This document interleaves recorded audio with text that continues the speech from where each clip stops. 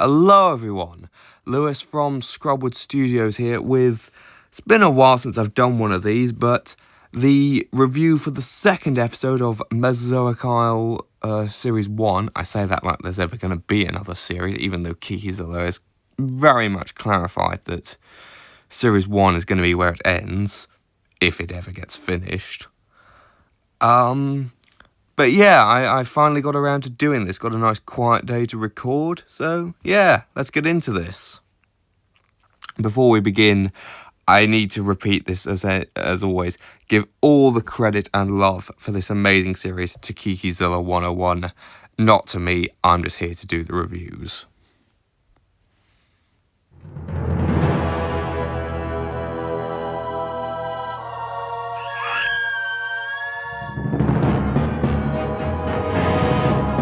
Once again, we have this amazing Walking with Dinosaurs style intro.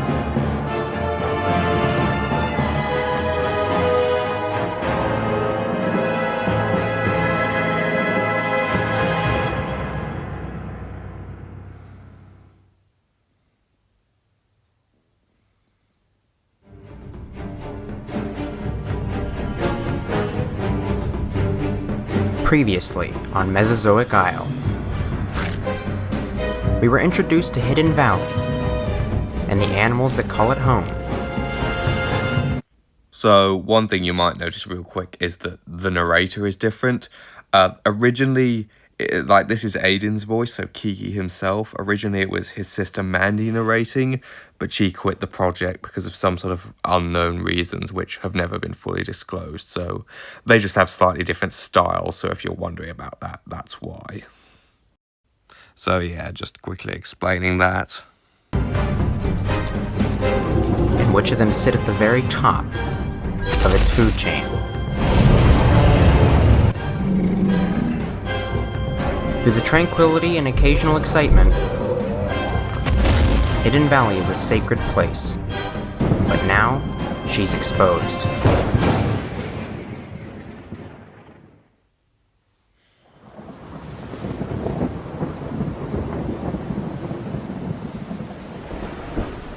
I love this storyline.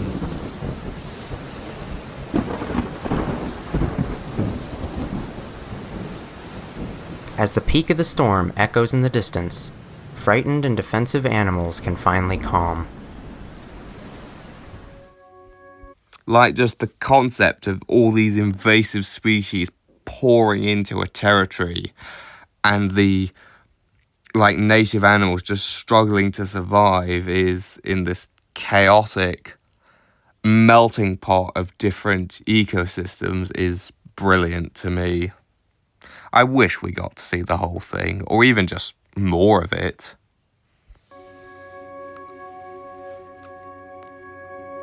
In the storm's passing, first light shines on a shocked yet brutally unaware landscape.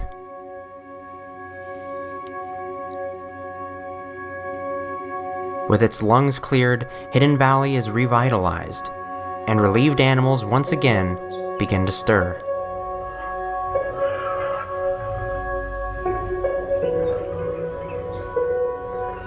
Beautiful scenery.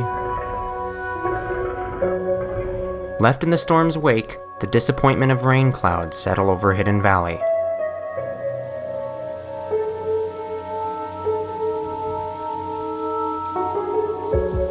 Restless, soured and soaked, thousands of animals wait out the showers, as Mother Nature relentlessly drenches the island.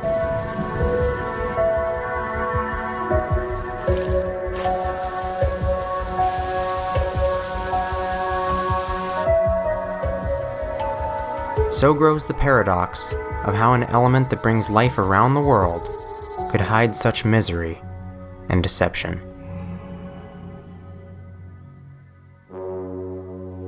The next break in the clouds reveals a land surging with water.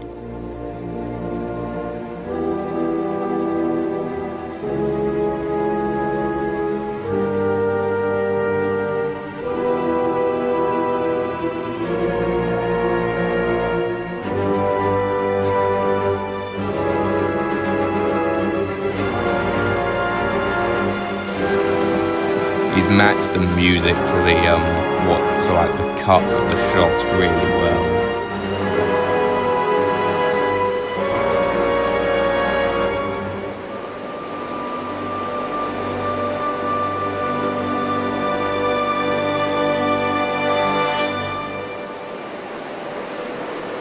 The torrents eventually recede, leaving Hidden Valley scarred and tainted.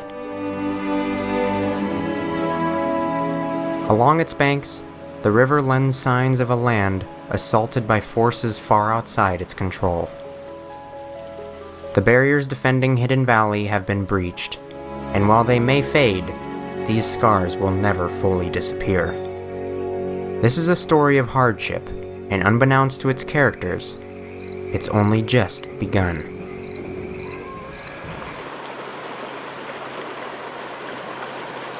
Early the next day, a fresh stream rolls into a rejuvenated hidden lake, which anxiously awaits its first visitor.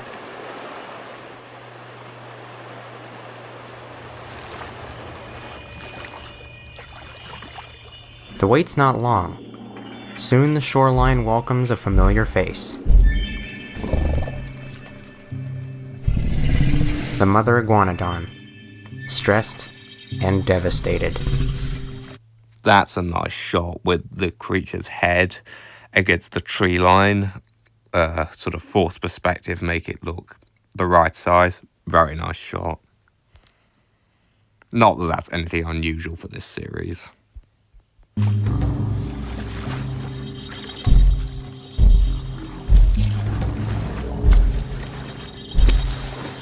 A cool morning bath helps to wash away a bad week.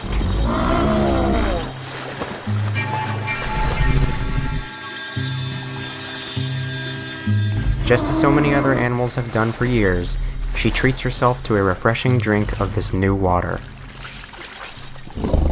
But this time, it would be so very different. That was really nicely puppeted where I might as well spoil it, where the Deinosuchus, which we see in the trailers, almost certainly pulls the iguanodon under. My one criticism would be, hold on, give me a sec. It would be so very different. We can still see the iguanodon's foot poking up out of the water afterwards, which isn't ideal, but it's a very minor gripe. More than just the water is new at Hidden Lake. Another beautiful shot. Now we get on to the other intro, which I also love. Normally I'd complain that there are too many intros in a show like this, but I love both of them.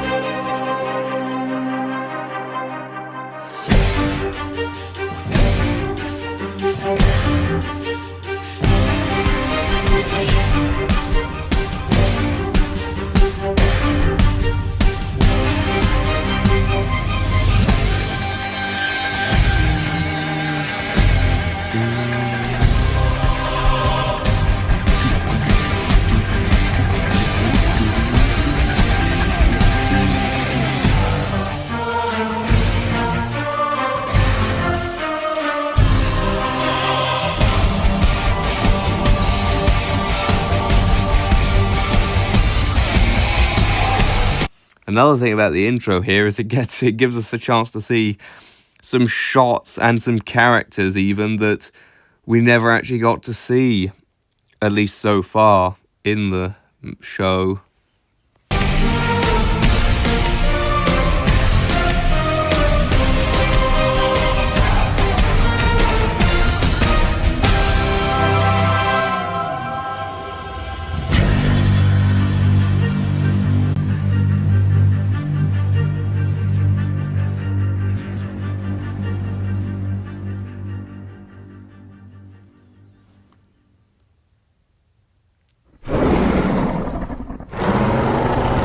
Arrivals.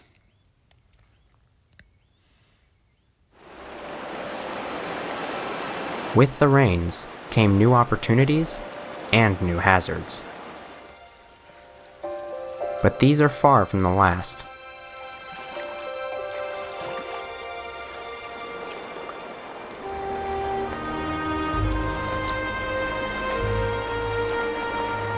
From the shores of Hidden Lake, we follow back up the stream.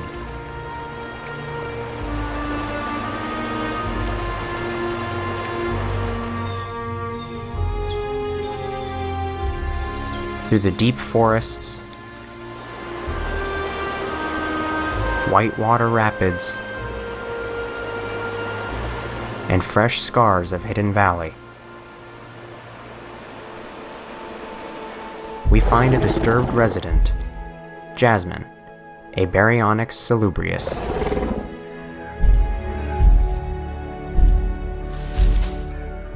Often forgotten and rarely seen, it's an odd sight to find her wandering about.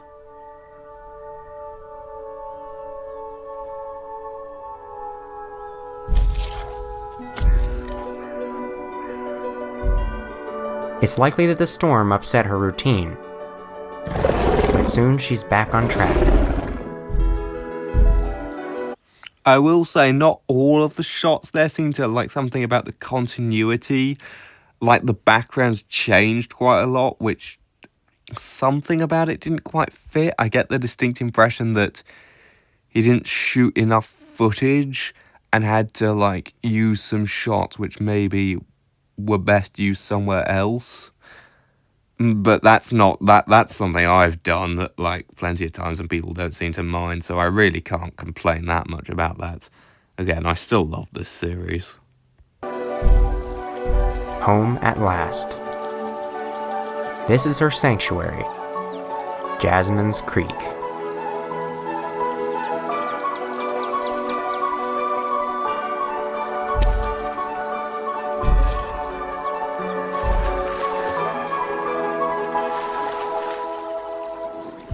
Shielded by the strength of the forest, Jasmine is able to lead a humble and solitary life. The river brings everything she needs right to her doorstep.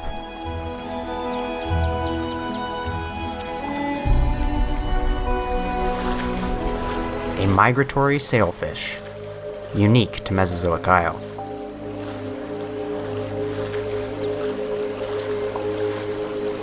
I'm going to assume in universe these migratory sailfish were like added by the scientists specifically to give a food source to the like the spinosaurids and other like semi-aquatic fish-eating creatures on the island, because I can't think of any real sailfish or anything that looks like a sailfish that is migratory like this, or is thought to have been migratory like this. I suspect the real reason why it's here, like out of universe, is just because it's a random fish figure that he had lying around, I suspect. A patient hunter knows her mark.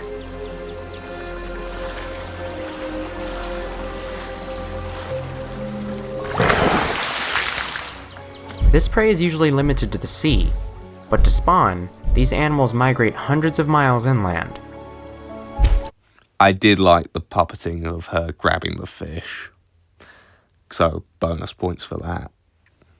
Also, nice to see a Spinosaurid actually behaving like a Spinosaurid and eating fish and fishing, not trying to be a land predator for some reason. Not to say they couldn't hunt on land, but... The season is strong, but brief.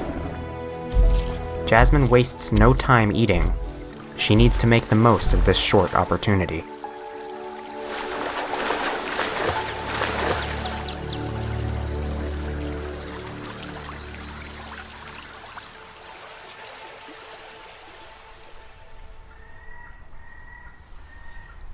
I really like that pan back and then, yeah. Redtooth is also up early, nervously in search of a meal. He seems to sense a change in the air, and is extra cautious. Or perhaps, he's just still shook up from the storm.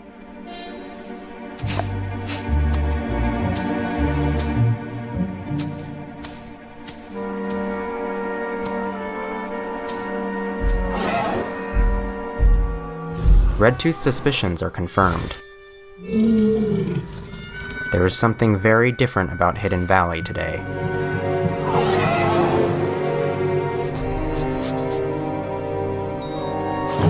This young Daspletosaurus is not from around here. We will call her Mary. And fortunately, she doesn't seem too interested in Redtooth. So I'm going to assume this character Mary was going to be important, at least partially, later on. But we never got to see that, so I can't really comment on her much. But he isn't going to take any chances. Mary is a fairly mild newcomer, but not all of these new arrivals are as tame or tolerable.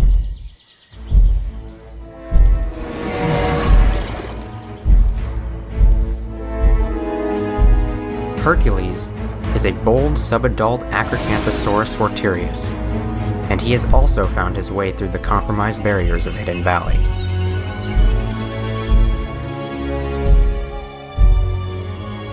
Much like Redtooth, his species has a great purpose to fill. As with all of these speciation crusades, there are different strategies for accomplishing them. Hercules chooses his brute ferocity and sheer will. Again, I love how, just from the music, you can tell that this character means trouble. The music in this series, I still think, is one of the high points. It almost always fits either the character that is in shot or the situation that is going on. But for now, the sun is shining and the earth trembles.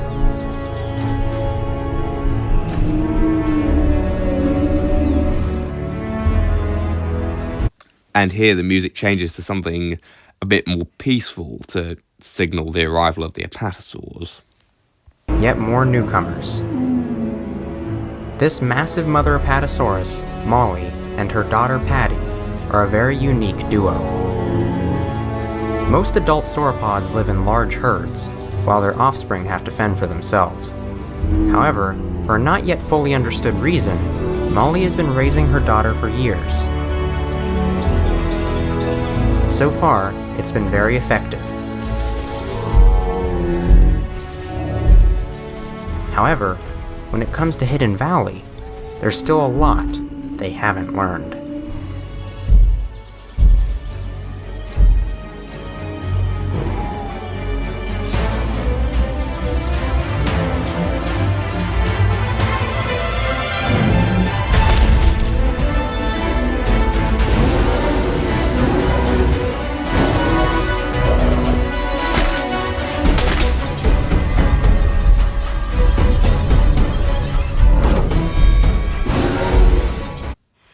Honestly, this whole scene is just a masterclass, in my opinion, of music and sound design. How, we get the crescendo when it looks like Hercules is about to attack, and then the music sort of slowly dies off a bit as he retreats, and then it's going to change again in a sec when some other characters show up. Luckily, Patty's mother is very alert. Comes Rex. It seems all this ruckus has caught some attention.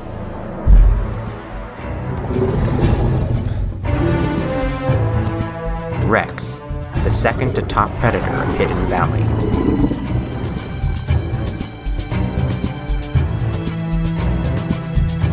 And troublemakers are not tolerated.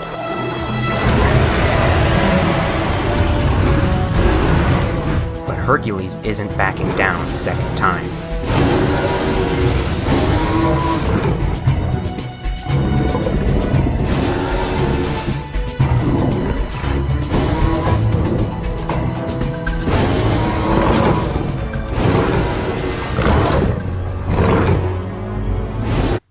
I love Rex's expression here, where Hercules is growling at him, and Rex is just like, "Really, mate? You want to go? Okay." Somehow, his display seems to be working. Emphasis on seems. After all, Rex is the second to top predator. I love that quote.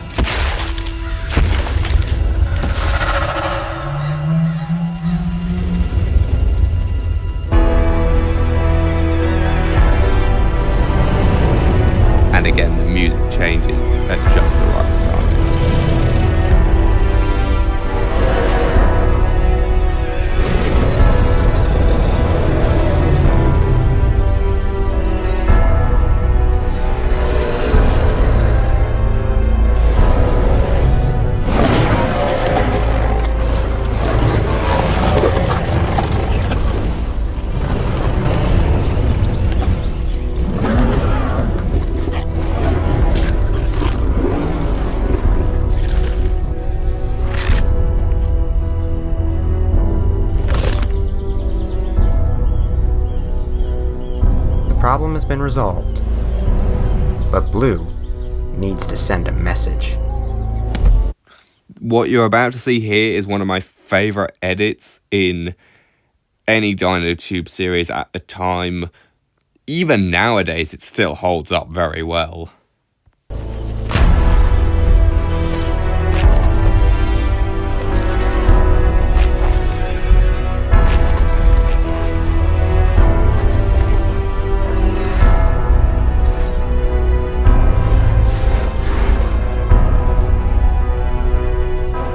Corpse will serve as a warning to any other potential troublemakers. I wasn't a fan though of how you can see both of Blue's feet moving at once. I feel like you should always try and keep just one in shot, because if you look at the way real animals move, they don't pick up both feet at once, especially bipedal animals.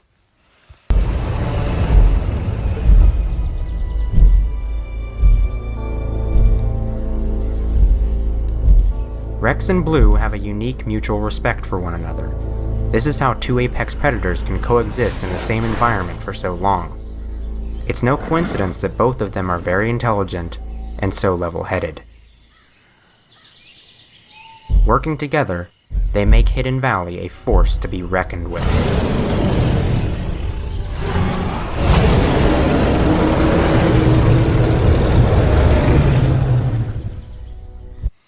Very unique dynamic between Rex and Blue. Very, very unique. I cannot quite think of another series that had this sort of dynamic of two apex predators who theoretically should compete getting along that actually made it seem plausible. Like, I know in Prehistoric Island and whatnot we had, like, and Dinosaur Island Revival, I think also might have done things like a bunch of big predators team up to take on a common enemy, but it always, in those series, it always kind of seemed a bit too anthropomorphic to me. Somehow here it kind of works. It's almost less like a proper alliance and more like just a mutual respect between two animals. And I kind of like that. I think it works somehow. And there will be blood. A short distance away, deep within the woods, life is stirring.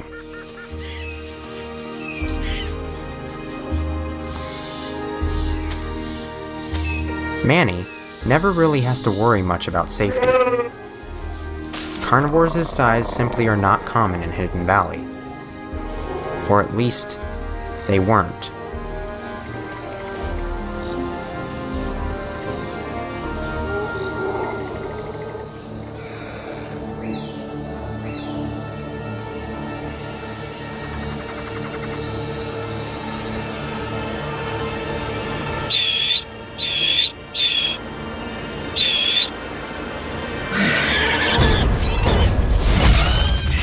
That is another nicely cut and edited and shot, like, moment.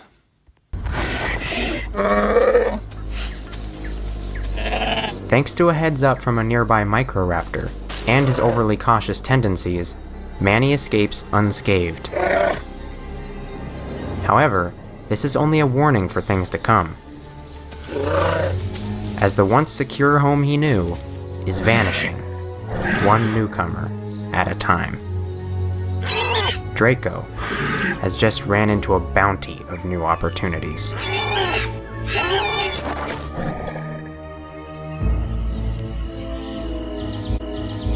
This phenomenon is not going to be slowing down. For decades, Hidden Valley's isolation kept the territory uniquely balanced. However, with its mighty forest barriers compromised by the storm, a whole host of outsiders are now met with open doors. Animals that had an easy time avoiding predators before, like Sugar Plum, now have to contend with a new assortment of unpredictable predators. Repeated use of the word predators, I might have just switched one of them to like hunters or something, but doesn't really matter. The female Albertosaurus from last episode, we'll call her Alex, has a similar predicament. While technically Alex is a newcomer, she naturally migrated into Hidden Valley before the storm. She is mutually unfamiliar with Sugar Plum.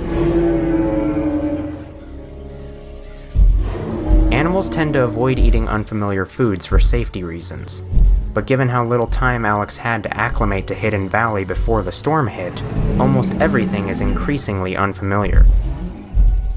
Eventually, with enough pressure, something's bound to crack.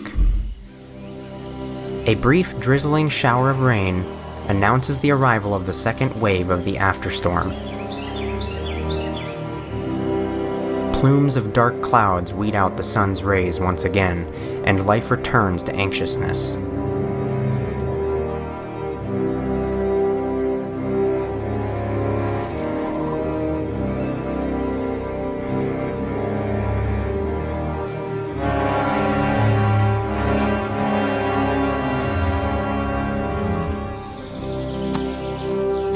Even through this dim landscape, Redtooth's search for food goes on.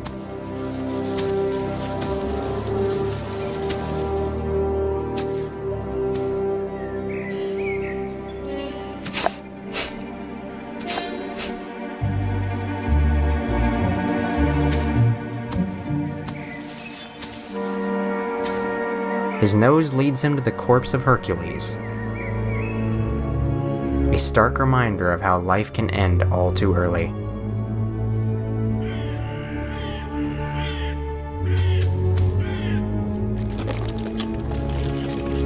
It's a relieving taste, but he doesn't enjoy it long.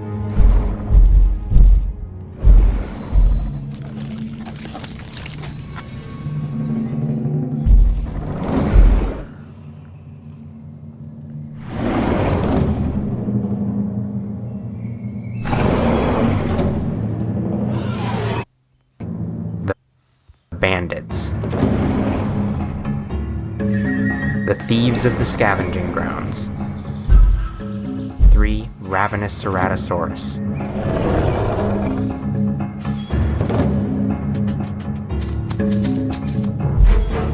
Cecil is the alpha male of the bandits. He is an intelligent, ambitious, and fearsome carnivore.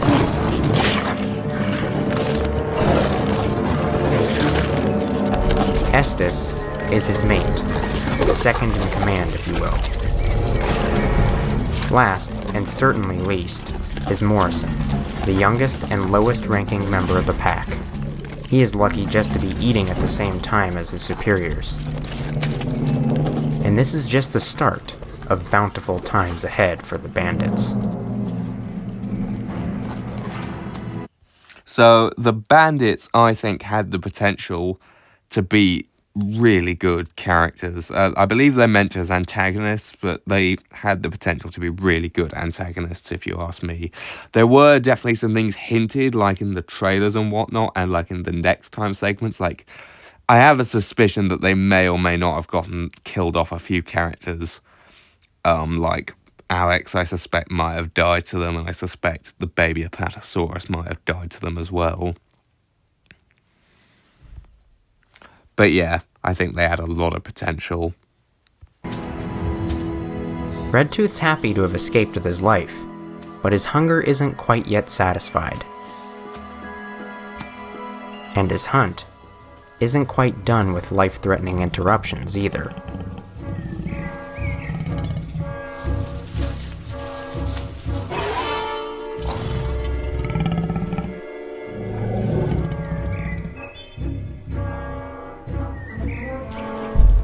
Another Tyrannosaurus.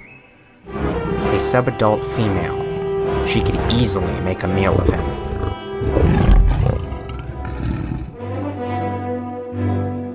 But prey that already knows of your presence isn't all that easy anymore. Besides, this place seems too chaotic for her taste anyways.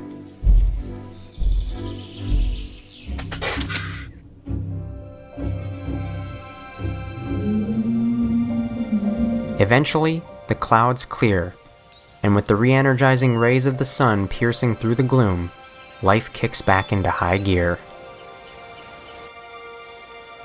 I have no idea, by the way, if that female Tyrannosaurus was going to be any kind of character going forward, or if she was just a random background creature.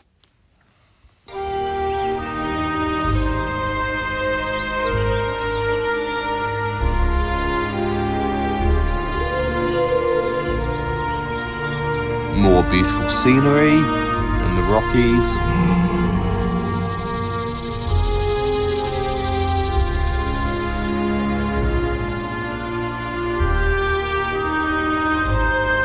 A noisy baby Apatosaurus doesn't have the same luxury of protection as Patty.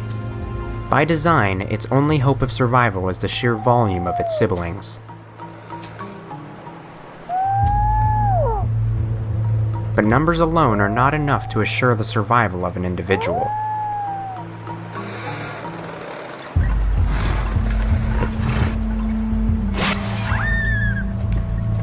Its cries echo through the valley. That is a nice shot. While the death of this individual seems unfortunate, it's actually a blessing in disguise for its brothers and sisters. Animals all over the world have played this tried-and-true numbers game for millions of years, and to great avail. For those that perish, the conflict is over.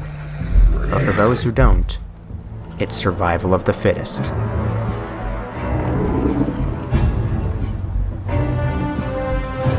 Rex is on the lookout for uninvited guests. But Rex recognizes Violet, and for that he knows that she's not a problem. Another interesting interaction with Rex, showing that, a bit like Blue, he's not just a killer, he is quite cunning, I think. He can recognize individuals and assess how much of a threat they are to his territory and food supply. Well, I say his territory, it's Blue's territory, he just lives in it, but you know. For now, Violet seems unaware of the current siege on Hidden Valley. But soon the conflict will swallow every inch of the territory.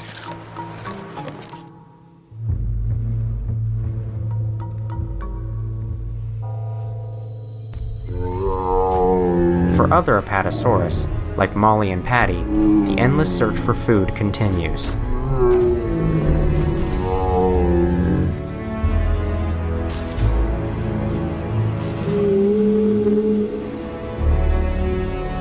And so does the siege.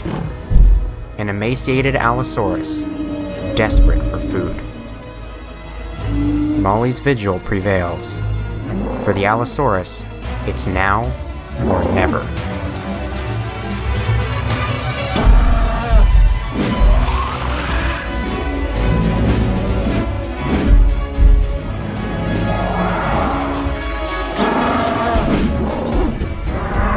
I like the puppeting, both where like the Allosaurus dodges the tail and here.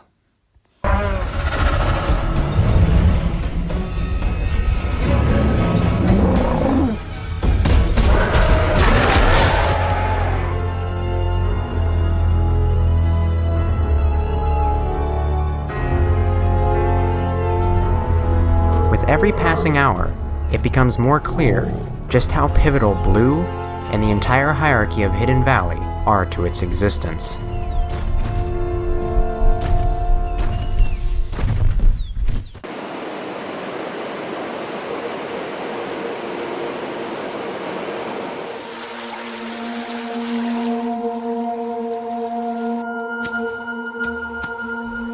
Finally, Redtooth's persistence has brought his search for food here. Jasmine's Creek.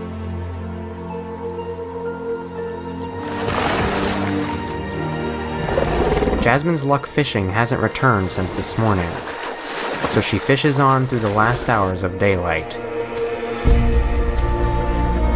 Much to the advantage of our opportunistic little friend.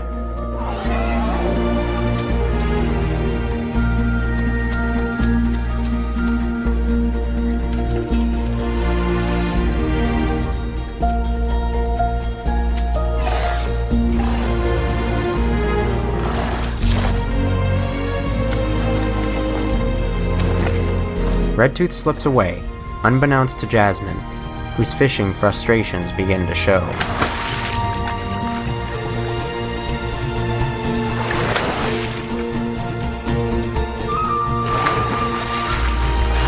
What's turned into an unlucky day for Jasmine also turned into the luckiest day yet for Redtooth, which may turn out to be the last of his good fortune.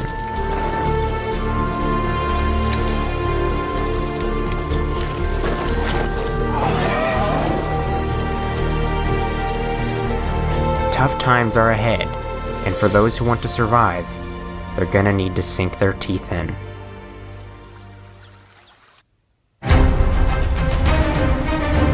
And that is all of Mesozoic Isle currently released. I really hope that one day, I don't know when, but I hope one day we'll get more. Like, I don't care if one day I'm an old age pensioner and I look at my subscriptions feed and see Mesozoic Isle episode 3, as long as it happens. I'll let the credits play real quick.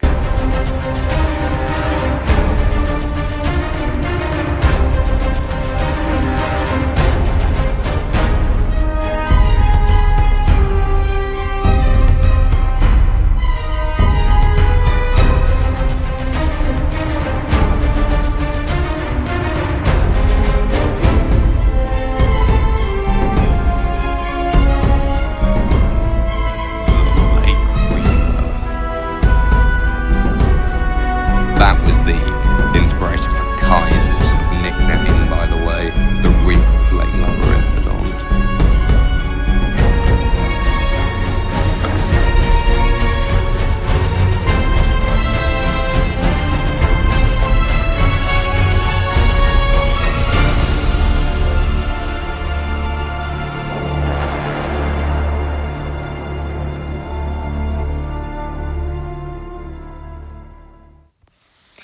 So, before we, I'll let the next time thing play in a sec, but before we do, let's get on to the score.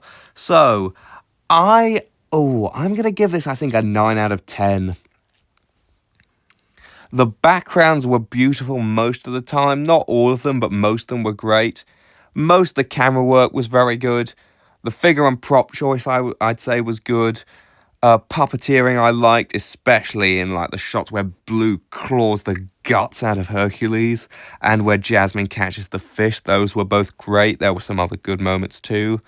Lighting was considerably better than the previous episode. That was good. Narration I thought was decent. It was certainly good enough, but I would say that was maybe the weakest point. The story, the pacing, the narrative was great. I love that. The music and sound effects were bang on. Very strong 9 out of 10. But with that, I'm going to end this video after this plays.